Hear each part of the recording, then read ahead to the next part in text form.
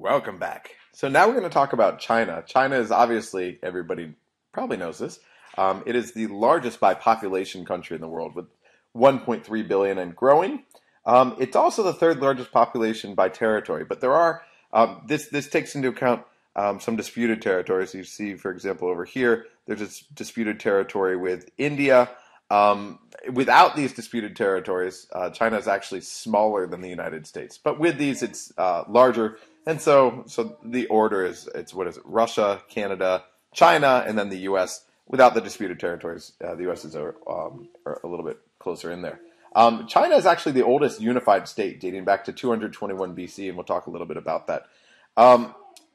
It's got an extraordinarily concentrated population. Most of the people in China live in the east and in the south, so down in this area. So here and all the way up through here.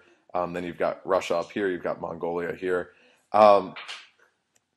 This is where the trade routes are. This is where the arable land is. So obviously you've got access to the sea. Not a big surprise. A very long drought and poor agricultural practices have led to these enormous dust storms sweeping through here and then going into places in the major cities in eastern China. They've blown to southern mainland China. They've also gone across the straits into Taiwan. They've actually reached the west coast of the United States. Little dust particles that they traced back, I don't know, dust DNA or something.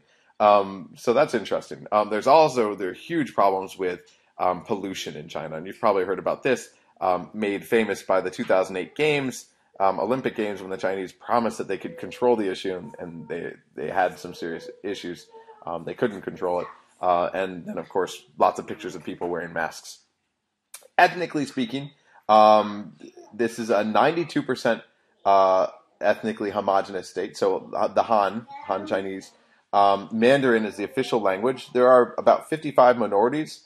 Some are more concentrated in particular areas, especially in the West. Over here, you've got the Uyghurs in the West, probably somewhere around here, but I don't know the map well enough to tell you if it's up here or if it's further down here.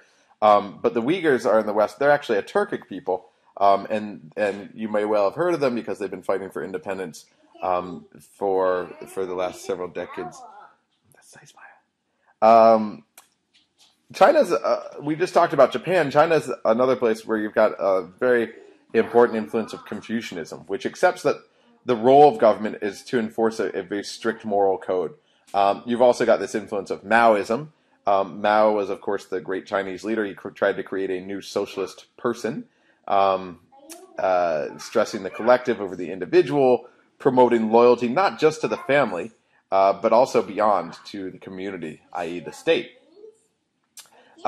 This is a country that's long stressed equality over freedom, and the key concept you should keep in mind is the iron rice bowl. This is the Chinese sort of cradle-to-grave social services.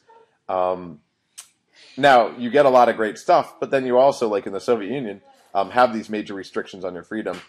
We hear a lot about dissidents, lacking internet, full internet capabilities, so not being able to get into certain sites. There are also more mundane things like residence permits, which have a very important impact on people who are trying to move to where the jobs are. If you don't have a residence permit, you're not allowed to live in certain areas. A lot of this is broken down with economic reforms. You've got increased autonomy of local authorities and also private companies who need the labor. And so now a lot of people ignore the residence permits, for example, and you've got about 150 million or so internal migrant workers, this floating population.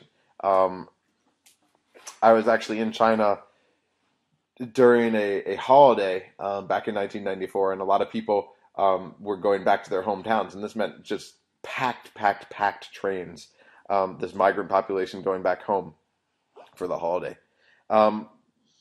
We've also seen, with the changes in China, an increase in corruption, in nepotism, and growing nationalism there. And the nationalism is most visible as it's geared towards Japan. Less the United States, more Japan. So we'll talk a little bit about the evolution, then we'll get into the institutions. Let me actually start with a new slide on that. Ooh, it's so short, though. Well, we're going to start with a new one anyway.